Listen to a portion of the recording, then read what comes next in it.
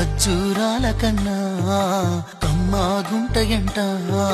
లేక లేక నేను ఫోను చేసేను హల్లో అన్నవంటే బెల్లం బువ్వ కన్నా తీయగుంటదంట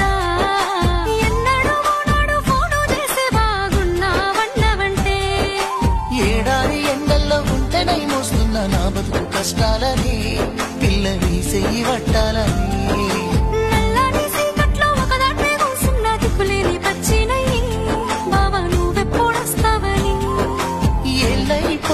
పిల్ల ఎన్నెలొచ్చింది మన బతుకులా ఏలైపోతుండే పిల్ల ఏలు వట్టంగా వస్తున్నాయా